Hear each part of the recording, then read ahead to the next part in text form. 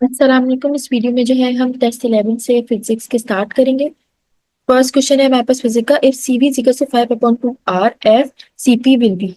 तो हम कौन सा फॉर्मूला लगाएंगे कि C P minus C V is equals to R. और जब सी वी इज, हम क्या लगाएंगे, C P minus C V is equals to R. और फिर क्या हो जाएगा, C V is equals to 5/2 R. तो हमें क्या मिलेगा, और जब हम इसको शिफ्ट करेंगे यानी कि 5/2 आर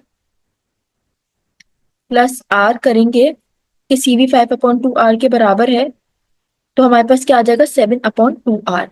ऑप्शन डी हमारा आंसर हो जाएगा।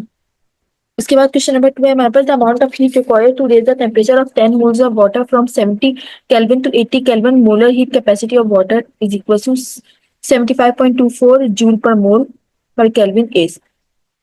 तो हम क्या करेंगे, हीट का फॉर्मूला लगाएंगे, Q is equal to n C delta t, जिसमें एन की वैल्यू हम 10 और फिर सी को जो है यानी कि 75.24, और फिर इसको डिवाइड करने के 80 माइनस 70 से। तो आंसर हमारे पास क्या आ जाएगा, क्योंकि डेल्टा टी का मतलब क्या होता है, T2 माइनस T1, 75 आंसर हो जाएगा हमारा, ऑप्शन बी। उसके बाद क्वेश्चन नंबर 3 है हमारे पास, the sum of all forms of molecular energies kinetic and potential of a substance is termed as. तो जो इंटरनल एनर्जी होती है उसके अंदर क्या आ जाती है, काइनेटिक और पोटेंशियल एनर्जी हो जाती है मॉलिक्यूल्स की, किसी भी सब्सटेंस की।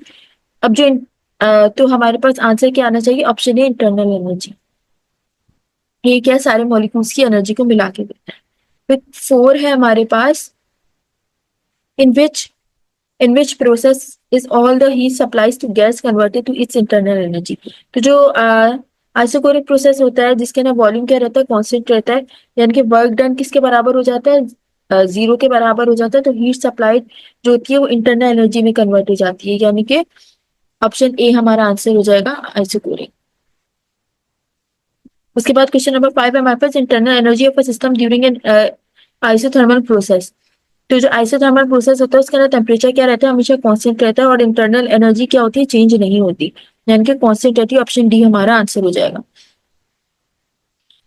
उसके बाद क्वेश्चन नंबर 6 हमारे पास, in a certain process 400 joule of heat energy supplied to a system and at the same time 150 joule of work is done by the system, the increase in internal energy of the system is. तो अगर हम first law thermodynamics की लगाएं तो किसके बराबर हो जाएगा, U is equals to Q minus W, किसके बराबर हो जाएगा, यानी कि 400 माइनस 150 इजिकल्स टू क्या हो जाएगा, 250।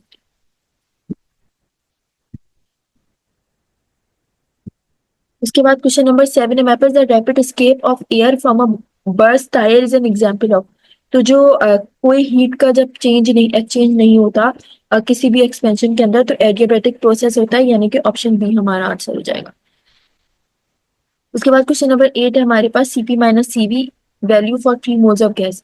तो जो आइडियल गैस होती है उसके अंदर CP minus CV equals to R करते हैं, यानी कि किसके बराबर हो जाता है, 1 मोल के बराबर हो जाता है। और क्योंकि 3 हो जाएंगे तो क्या हो जाएगा, 3 मोल्स यानी कि 3 आर के बराबर हो जाएगा। आंसर हमारा ऑप्शन ए करेक्ट है। फिर नेक्स्ट क्वेश्चन है हमारे पास, thermodynamics is the branch of physics in which we study. तो थर्मोडायनेमिक्स में हम क्या पढ़ते हैं, कन्वर्जन पढ़ते हैं हीट को वर्क के अंदर, हीट को वर्क के अंदर, या फिर वर्क को हीट के अंदर। तो ऑप्शन हमारा करेक्ट होना चाहिए, ऑप्शन ए। उसके बाद क्वेश्चन नंबर 10 है हमारे पास, when a gas is compressed isothermally the product of its pressure and volume during the processes। तो जब आप गैस को क्या करें, आइसोथर्मली कॉन्ट्रैक्ट करें, यानी कि उसका पीवी जो है वो कांस्टेंट रखें, तो वो क्या होगा, अ, यानी कि बॉयल्स लॉ के अकॉर्डिंग कि अगर आप पीवी को कांस्टेंट रखेंगे तो आइसोथर्मल प्रोसेस होगा। ऑप्शन बी हमारा आंसर हो जाएगा, यानी कि वॉल्यूम कांस्टेंट रहेगा। अब नेक्स्ट क्वेश्चन है हमारे पास, temperature of a given mass of a gas is change from 150 degree centigrade to 300 degree centigrade during an isobaric process, volume of the gas will become. तो जो चार्ज लॉ अगर हम लगाए तो वी क्या होता है, डायरेक्टली प्रोपोर्शन होता है टी के, केल्विन के अकॉर्डिंग, यानी कि हम 150 को जब आप प्लस करेंगे 273 से तो 523 केल्विन हो जाएगा। और जब आप 300 को प्लस करेंगे 273 से तो 573 3 केल्विन हो जाएगा। और फिर जब आप अप्रोक्स लगाएंगे तो मतलब क्या हो रहा है कि डबल हो रहा है मान, मतलब कि ऑप्शन बी हमारा सही आंसर हो जाएगा। उसके बाद क्वेश्चन नंबर 12 है हमारे पास, the thermodynamic process during which volume remains constant is called. तो यानी कि वो थर्मोडायनेमिक प्रोसेस जिसके अंदर वॉल्यूम क्या रहता है, कांस्टेंट रहता है, वो कौन सा होता है, वो आइसोकोरिक प्रोसेस होता है, यानी कि ऑप्शन सी हमारा सही हो जाएगा। उसके बाद क्वेश्चन नंबर 13 है हमारे पास, the condition for the application of Boyle's law holding good in. तो जो बॉयल्स लॉ होता है जिसके अंदर पीवी कांस्टेंट हो जाता है, यानी कि ये आइसोथर्मल प्रोसेस है, तो कब होएगा, ऑप्शन बी में करेक्ट हो जाएगा।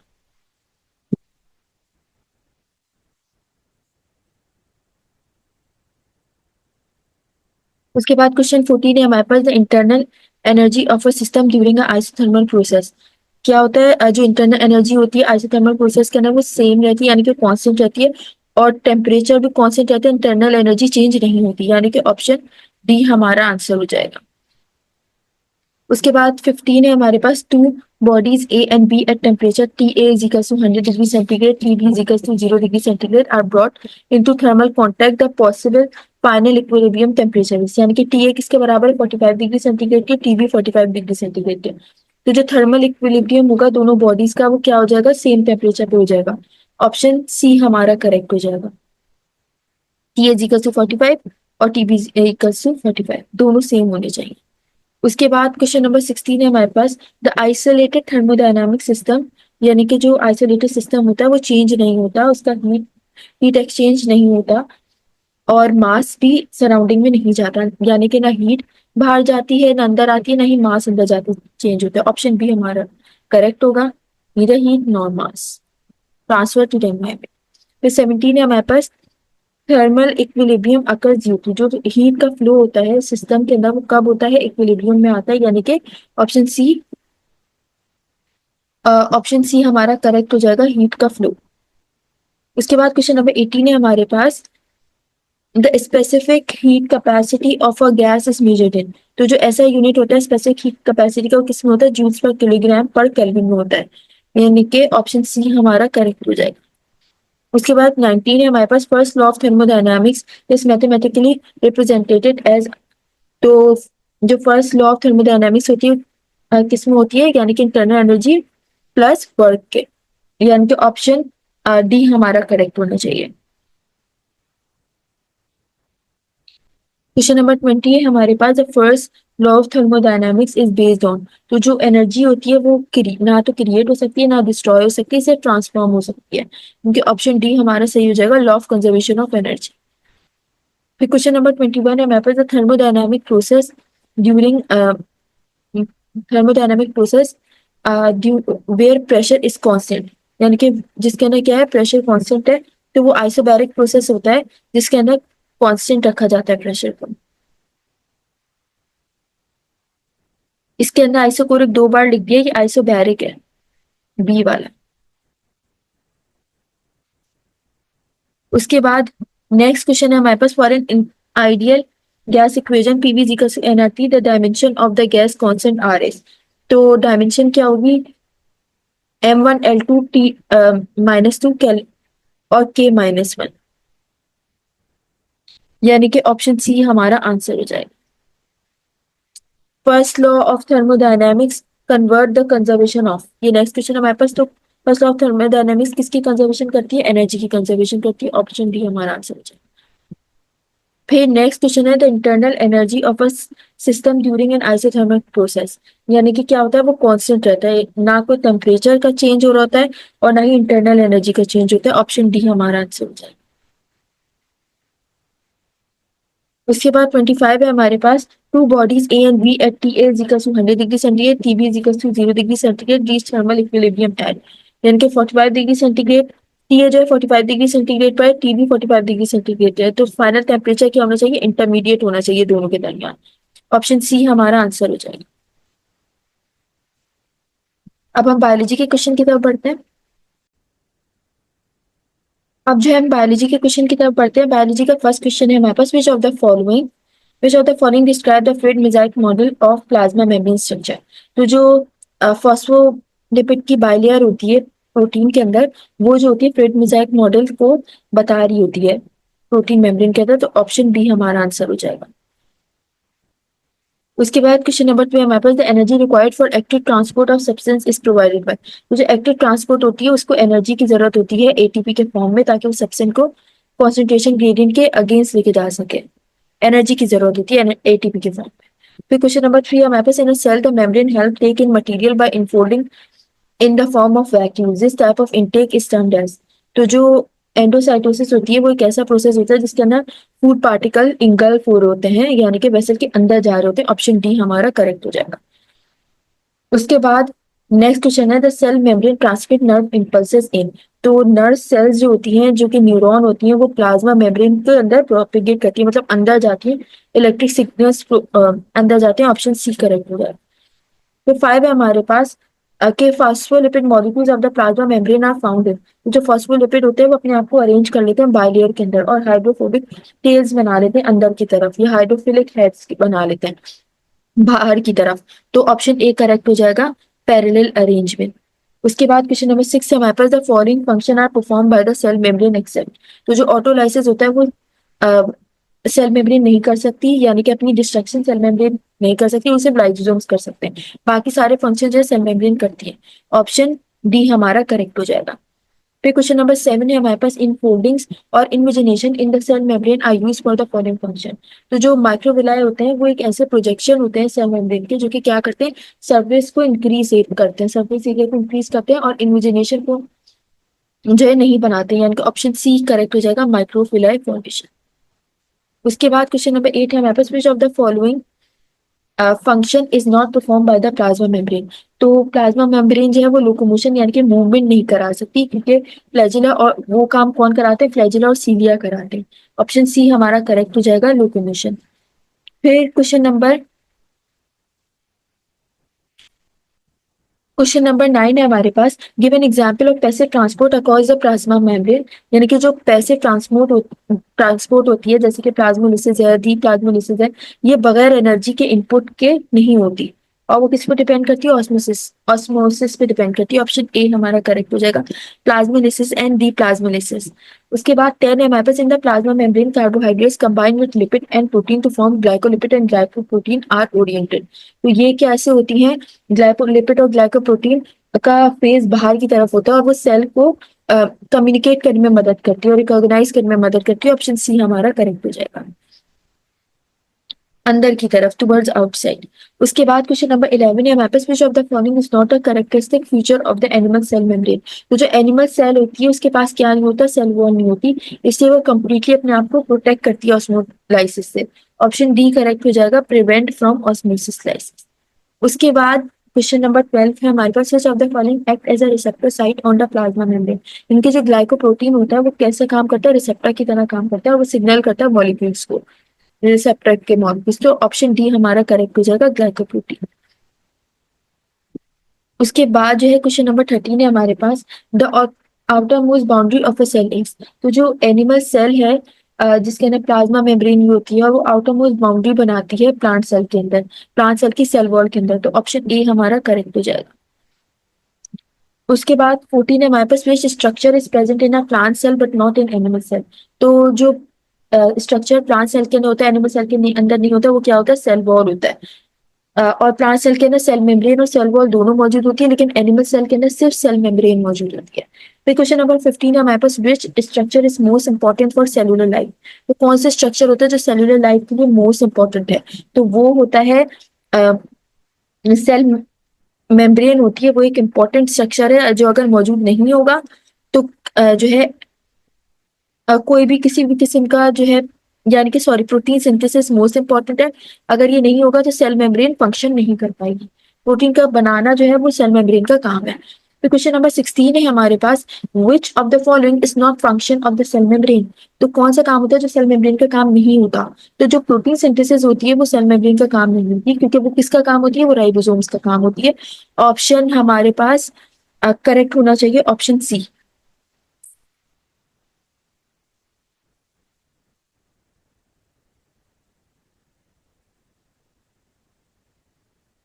Sorry, protein synthesis option C हमारा करेक्ट हो गया था। अब हमारे पास the free ribosomes of mitochondria are present in. जो फ्री राइबोसोम्स होते हैं माइटोकॉन्ड्रिया के, वो कहाँ मौजूद होते हैं? वो मौजूद होते हैं माइटोकॉन्ड्रिया के मैट्रिक्स के अंदर मौजूद होते हैं, जिनके अंदर अपने राइबोसोम्स होते हैं और वो प्रोटीन सिंथेसिस में मदद करते हैं। ऑप्शन ए हमारा सही हो जाएगा। उसके बाद क्वेश्चन 18 है हमारे पास, the organelle involve in detoxification of drugs and poisons in liver cell is. तो जो स्मूथ एंडोप्लाज्मिक रेटिकुलम होता है जिसमें SER हो जाता है, वो क्या होता है? लिपिड की मेटाबॉलिज्म कराता है और डिटॉक्सिफिकेशन कराता है, यानी कि ऑप्शन ए हमारा आंसर हो जाएगा। उसके बाद क्वेश्चन 19 है हमारे पास, ribosome exist in two form. तो either attach to the RE rough endoplasmic reticulum or free disperse in the. कहाँ मौजूद होगा राइबोसोम जो होता है? या तो रफ एंडोप्लाज्मिक रेटिकुलम में मौजूद होगा, जो कि और उसके अंदर एंडोप्लाज्मिक रेटिकुलम के अंदर मौजूद होता है, उसके अंदर राइबोसोम होगा, या फिर किसके अंदर मौजूद होगा? साइटोप्लाज्म के अंदर। और उनका काम क्या होगा? उनका काम होगा कि वो प्रोटीन बनाए। ऑप्शन बी हमारा करेक्ट हो जाएगा। उसके बाद क्वेश्चन नंबर 20 हमारे पास, which one of the following cell structures involve in the synthesis of lipid. जिनके कौन से स्ट्रक्चर होता है जो कि लिपिड को बनाने में मदद करता है? तो वो स्मूथ एंडोप्लाज्मिक रेटिकुलम होता है, जो कि लिपिड को बनाने में मदद करते हैं। ऑप्शन ए हमारा सही हो जाएगा।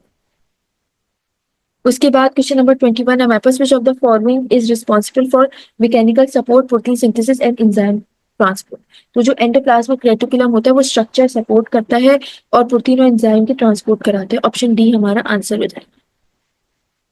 उसके बाद क्वेश्चन नंबर 22 है हमारे पास, lipid metabolism is the function of. तो लिपिड मेटाबॉलिज्म किसका काम होता है?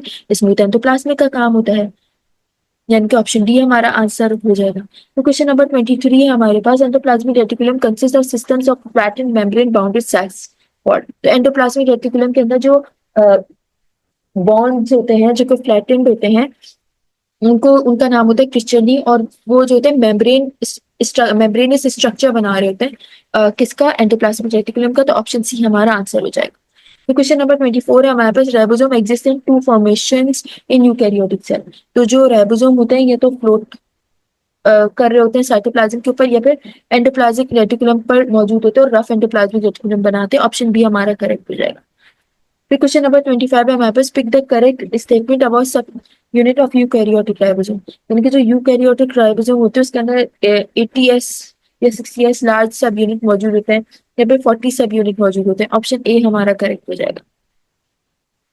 यानी कि जो लार्जेस्ट सब यूनिट होते हैं उसके अंदर 60S होते हैं और स्मॉलर सब यूनिट के पास 40S मौजूद होता है। अब हम केमिस्ट्री के क्वेश्चन की तरफ बढ़ते हैं। अब हमारे पास केमिस्ट्री के क्वेश्चंस हैं। फर्स्ट क्वेश्चन है, the amount of product obtain or calculated from a balance chemical equation is called. तो जो थ्योरेटिकल यील्ड होती है वो मैक्सिमम अमाउंट ऑफ प्रोडक्ट होती है जो कि हम ऑब्टेन कर सकते हैं एक कैलकुलेशन के, या स्टोइचोमेट्रिक कैलकुलेशन के जरिए, या बैलेंस केमिकल इक्वेशन के जरिए। तो ऑप्शन बी हमारा आंसर हो जाएगा। फिर क्वेश्चन नंबर 2 है हमारे पास, the amount of product that is the amount of product that is actually obtained in a chemical reaction is called। तो जो एक्चुअल yield होती है वो अमाउंट ऑफ प्रोडक्ट होता है जिसको हम प्रोड्यूस कर सकते हैं रिएक्शन में, और वो या तो थ्योरेटिकल yield में कम होता है, या फिर वेरियस फैक्टर होते हैं उनके अंदर इनकम्प्लीट रिएक्शन या लॉसेस में होता है। तो ऑप्शन डी हमारा आंसर हो जाएगा। फिर क्वेश्चन नंबर 3 हमारे पास, the reaction for less experimental yield and theoretical yield include reversible reaction, side reaction and. तो जो फैक्टर होते हैं जिसमें प्रेशर हो जाता है, ये इनकम्प्लीट रिएक्शन हो जाते हैं, साइड रिएक्शन होते हैं, ये अफेक्ट क्या करते हैं? एक्सपेरिमेंटल yield को अफेक्ट करते हैं, यानी कि प्रेशर को। ऑप्शन सी हमारा आंसर हो जाएगा। फिर क्वेश्चन नंबर 4 है हमारे पास, the number of moles of hydrogen molecule required to produce 20 moles of ammonia through Haber's process is. तो जो बैलेंस इक्वेशन होती है हेबर प्रोसेस की, उसके जरिए क्या होता है?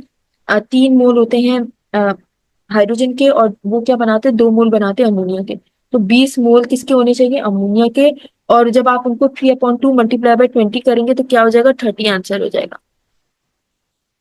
उसके बाद क्वेश्चन नंबर 5 है हमारे पास, when 22.4 litre of hydrogen is mixed with 11.2 litre of chlorine at STP, the moles of HCl form base. तो जो बैलेंस रिएक्शन होता है जिसके हाइड्रोजन और क्लोरीन, वो क्या बनाते हैं? HCl बनाते हैं। अब उसके अंदर 1 मोल हाइड्रोजन का और 1 मोल किसका होगा? क्लोरीन का, और वो क्या बनाएंगे? 2 मोल बनाएंगे हाइड्रोक्लोरिक एसिड के। और हमें पता है 22.4 लीटर हाइड्रोजन का क्या होता है? 1 मोल के बराबर, और 11.2 लीटर क्लोरीन क्या होता है? 0.5 मोल के बराबर। तो लिमिटिंग रिएजेंट क्या होगा क्लोरीन का? यानी कि जब हम 2 को मल्टीप्लाई करेंगे 0.5 से तो वो 1 मोल के बराबर हो जाएगा। आंसर हमारे पास आना चाहिए 2 मोल्स। ऑप्शन बी करेक्ट है। उसके बाद जो है क्वेश्चन नंबर 6 है हमारे पास, when the reaction is balanced the number of moles of oxygen required is। तो जो बैलेंस इक्वेशन क्या होती है, C3H8 है और प्लस 5O2 क्या देगा, 3 carbon dioxide, 3 moles of carbon dioxide और 4 मोल्स ऑफ वाटर देगा। तो हमारे पास क्या होना चाहिए, 5 मोल, ओवरऑल हमारे पास 5 मोल होने चाहिए। उसके बाद क्वेश्चन नंबर 7 है हमारे पास, और ये बैलेंस करके आया था 5 मोल। फिर क्वेश्चन नंबर 7 हमारे पास, when the reaction C6H14 of oxygen gives carbon dioxide plus water। तो बैलेंस जब हम करेंगे, number of moles oxygen required is, कितने मोल होने चाहिए, अब बैलेंस करने के बाद हमारे पास 13 मोल्स आने चाहिए। उसके बाद क्वेश्चन नंबर 8 है हमारे पास, how many grams of HF are needed to react completely with 29 gram of magnesium OH2। Magnesium OH2 is equal to 58 AMU, HF is equal to 20 AMU, यानी कि 40 ग्राम ऑफ HF मिलेगा हमें after balancing, यानी कि option C हमारा answer हो जाएगा। उसके बाद क्वेश्चन नंबर 9 है हमारे पास, when the reaction C6H14 of O2 give carbon dioxide plus H2O is balance the number of moles of oxygen required is. तो जो करेक्ट बैलेंस इक्वेशन होती है वो क्या होती है, C6H14 9 ऑक्सीजन देगा तो 6 कार्बन डाइऑक्साइड और 7 वाटर मिलेंगे, यानी कि 9, ऑप्शन सी करेक्ट हो जाएगा। फिर क्वेश्चन नंबर 10 है हमारे पास, इस 16 grams of oxygen react with excess C2H4 how many grams of carbon dioxide will be form. तो जब बैलेंस करेंगे तो क्या आ जाएगा, 22 ग्राम ऑफ कार्बन डाइऑक्साइड हमें मिलेगी, यानी कि C2H4 प्लस 3 ऑक्सीजन जब हम लगाएंगे तो फिर 2 कार्बन डाइऑक्साइड और 2 वाटर आएगा, 22 ग्राम बन जाएगा ओवरऑल। फिर क्वेश्चन नंबर 11 है हमारे पास, how many grams of carbon dioxide will be produce if 45 grams of C3H8 reacts with 32 grams of oxygen. तो बैलेंस इक्वेशन करेंगे, यानी कि C3H8 को जब हम ऐड करेंगे 5O2 में तो वो क्या देगा, 3 कार्बन डाइऑक्साइड देगा और 4 वाटर, यानी कि ऑप्शन सी करेक्ट हो जाएगा। फिर क्वेश्चन नंबर 12 है हमारे पास, CH4 प्लस 2H2O क्या देगा, कार्बन डाइऑक्साइड देगा और 4 हाइड्रोजन देगा। How much hydrogen is produce if 16 grams of methane reacts with 18 grams of water. तो जो बैलेंस रिएक्शन होगा वो क्या होगा, 16 ग्राम मीथेन होगा वो रिएक्ट करेगा 36 ग्राम्स वाटर के साथ, तो वो क्या बनाएगा, 8 ग्राम्स हाइड्रोजन बनाएगा। और क्योंकि 18 ग्राम्स वाटर क्या होता है, वो अवेलेबल होता है, तो ऑप्शन सी हमारा करेक्ट होना चाहिए। उसके बाद क्वेश्चन नंबर 13 है हमारे पास, for the reaction 6 sodium plus Fe2O3 क्या देगा, 3Na2O plus 2Fe2। The limiting reactant when 230 grams sodium and 32 grams Fe2O3 are used. तो जो स्टोइचोमेट्रिक कैलकुलेशन होती है क्या बताती है कि Fe2O3 क्या है, एक एक्सिस है जो कि सोडियम को लिमिटिंग रिएक्टेंट बना रहे हैं, ऑप्शन सी हमारा आंसर हो जाएगा। फिर क्वेश्चन नंबर 14 है हमारे पास, इन द रिएक्शन मैग्नीशियम और प्लस 3HCl क्या देगा, MgCl2 और hydrogen. If 21 grams of Mg and 21 grams of HCl are used the excess reactant case। तो जो स्टोइचियोमेट्रिक कैलकुलेशन होती है मैग्नीशियम की वो कंप्लीटली क्या होती है, कंज्यूम हो जाती है, यानी कि ऑप्शन बी हमारा सही हो जाएगा, HCl। फिर क्वेश्चन नंबर 15 है हमारे पास, the volume of oxygen is required for the complete combustion of 5 centimetre cube of C2H2। तो क्या हो जाएगा, जब आप बैलेंस करेंगे तो आप 2C2H2 करेंगे और 5 ऑक्सीजन करेंगे तो आपके पास 4 कार्बन डाइऑक्साइड और 2 वाटर मिलेंगे। तो ऑप्शन सी करेक्ट हो जाएगा, 12.5 सेंटीमीटर क्यूब। फिर क्वेश्चन नंबर 16 हमारे पास, 11.207 BM³ of methane at STP contain how many moles of hydrogen atom. तो इसके अंदर 8 मोल्स मौजूद होंगे, क्योंकि जब आप 11.207 को डिवाइड करेंगे 22.4 से और मल्टीप्लाई करेंगे 4 से तो आंसर हमारे पास 2 मोल्स आ जाएगा। और फिर 2 मोल्स मीथेन के क्या हो जाएंगे, 8 मोल्स हाइड्रोजन के हो जाएंगे। उन्होंने हाइड्रोजन के पूछे तो ऑप्शन सी करेक्ट हो जाएगा। फिर जो है हम क्वेश्चन नंबर 17 की तरफ मूव करते हैं। The actual yield is always less than the alumina with 12 grams of oxygen. तो हमारे पास आना चाहिए आंसर ऑल ऑफ दीज, क्योंकि जो एक्चुअल यील्ड होती है वो हमेशा कम होती है, किससे, थ्योरेटिकल यील्ड से, क्योंकि जो साइड रिएक्शन होते हैं रिवर्सिबल नेचर के वो मैकेनिकल लॉस पे बनते हैं और इनकम्प्लीट रिएक्शन हो जाते हैं, यानी कि ऑप्शन डी हमारा आंसर हो जाएगा।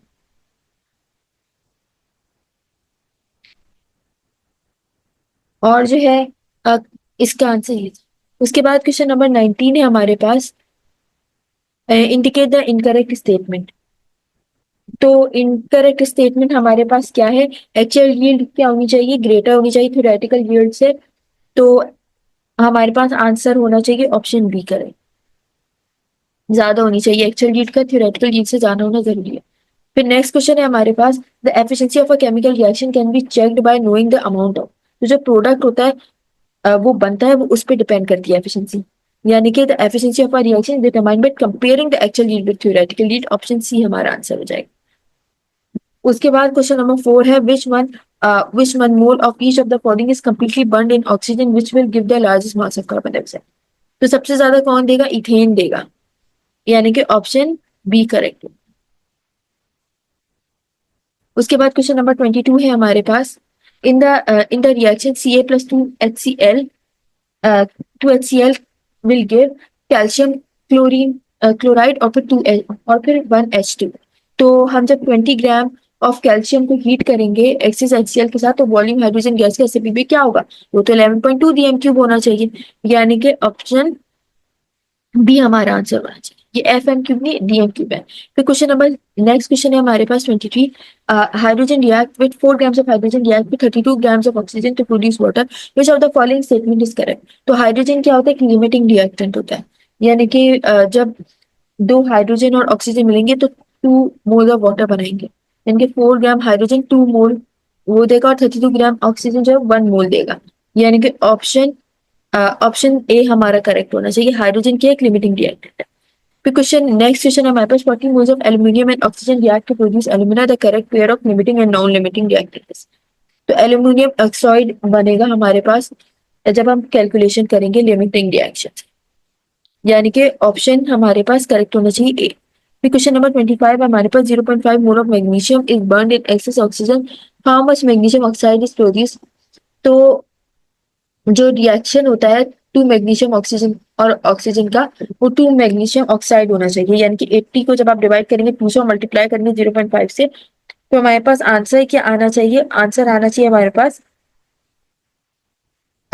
पास 20 मिलीग्राम आना चाहिए। ऑप्शन सी करेक्ट हो जाएगा। हमने क्या किया? हमने 80 को डिवाइड किया 2 से और मल्टीप्लाई कर दिया 0.5 से। अब हमारे पास इंग्लिश का नेक्स्ट फर्स्ट एमसीक्यू हम स्टार्ट करेंगे। फर्स्ट एमसीक्यू है हमारे पास, I requested him to tell what the time was by his watch. तो हम जब इसको कन्वर्ट करेंगे डायरेक्ट के अंदर तो हम क्या बोलेंगे? I said to him please tell me what's the time by your watch. तो ऑप्शन ए हमारा आंसर हो जाएगा। उसके बाद क्वेश्चन नंबर 2 की तरफ मूव करते हैं। ही asked the guest if he would mind going over there। तो क्या हो जाएगा? Would you mind coming over here? He said to the guest। Option A हमारा आंसर हो जाएगा। उसके बाद क्वेश्चन नंबर 3 हमारे पास, he cried with sorrow that he was undone। तो he was undone क्या है? इनडायरेक्ट है, तो हम इसको I am undone बोलेंगे, यानी कि oh God I am undone he cried। Option B हमारा आंसर हो जाएगा। उसके बाद 4 है हमारे पास, she appreciated with joy that he had acted very nicely। तो क्या हो जाएगा? How nicely you acted she said to him. यानी कि हमने क्या किया? He had acted very nicely को इनडायरेक्ट में किया, तो क्या हो जाएगा? How nicely you acted. Option B हमारा आंसर हो जाएगा। उसके बाद 5th है हमारे पास, the mother forbid the child to open the window. तो फॉरबिड क्या बता रहा है? कि प्रोहिबिट कर रहे हैं, यानी कि डायरेक्ट स्पीच में हम क्या करेंगे? Don't open the window. Option C हमारा आंसर हो जाएगा, don't open the window the mother said to the child. फिर 6 है हमारे पास, I order them to come and said that we were getting late. तो क्या हो जाएगा? टू कम को हम डायरेक्टली सेट करेंगे, कम कर देंगे, और वी वर गेटिंग लेट को इनडायरेक्ट में कर देंगे, वी आर गेटिंग लेट। तो ऑप्शन सी हमारा आंसर हो जाएगा, come we are getting late. Option C हमारा आंसर हो जाएगा। अब फिर 7 हो जाएगा, she exclaimed with wonder about the lovely thing. तो एक्सक्लेम्ड विद वंडर को हम जब कन्वर्ट करेंगे क्या हो जाएगा? What a lovely thing. What a lovely thing she said. Option C.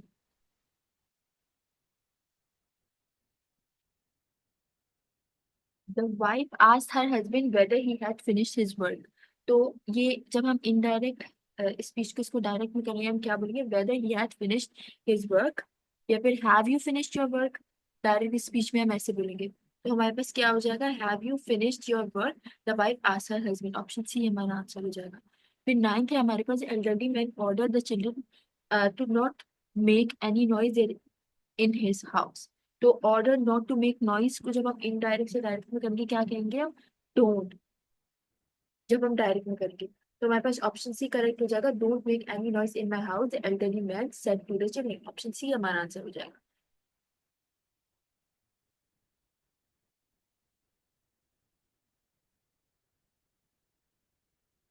उसके बाद क्वेश्चन नंबर 10 है हमारे पास।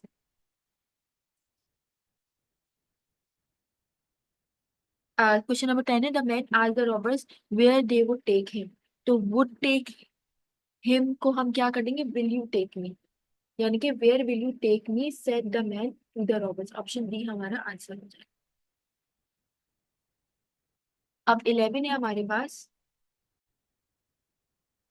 11 है हमारे पास, Yusuf told that he respected his elders and loved his youngsters. तो क्या हो जाएगा, इनडायरेक्ट स्पीच को जब हम डायरेक्ट करेंगे तो ही रिस्पेक्टेड क्या हो जाएगा, ही लव्ड। और आई रिस्पेक्ट क्या हो जाएगा, आई लव। आई रिस्पेक्ट और आई लव हो जाएगा। उसके अलावा जो है हम, हमारा आंसर होना चाहिए Yusuf said I respect my elders and love my youngsters. उसके बाद क्वेश्चन नंबर 12 है हमारे पास, ही फॉरबेड मी टू मूव। तो क्या होना चाहिए, फॉरबेड को जब हम डायरेक्ट में करेंगे डू नॉट कर देंगे हम इसको, he said to me do not move, यानी कि ऑप्शन बी हमारा आंसर हो जाएगा। फिर 13 है हमारे पास, the postman told that he would bring the parcel the next day. तो क्या हो जाएगा, would bring the parcel next day को हम कन्वर्ट करेंगे, I will bring the parcel tomorrow. Next day का मतलब ये होता है टुमारो। तो हम, हमारा आंसर होना चाहिए the postman said I will bring the parcel tomorrow. Option A हमारा आंसर हो जाएगा। उसके बाद 14 है हमारे पास, he apologize for having trouble them. तो अपोलोजाइज फॉर हैविंग ट्रबल को हम क्या कर देंगे, I am sorry to have troubled, यानी कि he said to them I am sorry to have troubled you. Option D. और फिर 15 है हमारे पास, John said that the man had been working. John said क्या हो जाएगा, John said the man has been working, यानी कि हैड बीन वर्किंग को हमने हैज बीन वर्किंग कर दी। ऑप्शन बी हमारा आंसर हो गया। अब नेक्स्ट क्वेश्चन नंबर 16 है हमारे पास, I said to him that he was lucky indeed, यानी कि ही वाज लकी को हम कर देंगे यू आर लकी, यानी कि I said to him you are lucky indeed. Option B हमारा आंसर हो जाएगा। फिर 17 है हमारे पास, the master inquired of the servant where he come from, यानी कि क्या हो जाएगा, the master said to the servant where did you come from. Option A हमारा आंसर हो जाएगा। हमने क्या किया इसके अंदर, वेयर ही केम फ्रॉम को where did you come from कर देंगे। फिर 18 है हमारे पास, he explain with sorrow that his sole child his only child was dead. तो एक्सप्लेन विद सॉरो को हम क्या बोलेंगे, ah my only child is dead, direct करना है, यानी कि he said ah my only child is dead. Option B. उसके बाद क्वेश्चन 19 है हमारे पास, he asked me why I had struck him, यानी कि he struck him को हम कर देंगे did you strike him। he said to me why did you strike him। Option B हमारा आंसर हो जाएगा। फिर 20 हमारे पास, he wished her success। तो क्या हो जाएगा, wished her success को हम करेंगे may you succeed। Option B हमारा आंसर हो जाएगा। फिर 21 है हमारे पास, the servant asked me if I really wanted to see his master। if I really wanted को हम क्या कर देंगे, do you really want, यानी कि ऑप्शन डी। उसके बाद 22 है हमारे पास, I asked if if he was hungry and thirsty, यानी कि if he was hungry and thirsty को हम क्या करेंगे डायरेक्ट में, are you hungry and thirsty. Option D हमारा आंसर हो जाएगा। Are you hungry and thirsty, I said to him. फिर 23 है हमारे पास, ट्रेवलर आज the man if he had any message for his father. क्या हो जाएगा, if he had any message को हम क्या करेंगे, do you have any message. Option B, the traveller said to the man do you have any message for your father. Option B हमारा answer हो जाएगा। फिर क्वेश्चन नंबर 24 है हमारे पास, I asked Khalid who he was to talk like that, यानी क्या हो जाएगा, who he was to talk like that को हम क्या करेंगे, who are you to talk like that. Option D हमारा आंसर हो जाएगा। फिर क्वेश्चन नंबर 25 है हमारे पास, the boy asked his mother what that white thing on the hill top was. तो क्या हो जाएगा, what that white thing on the hill top को हम डायरेक्ट में करेंगे, what is that white thing on the hill top. Option D हमारा answer हो जाएगा। What is that white thing on the hill top said the boy to the mother.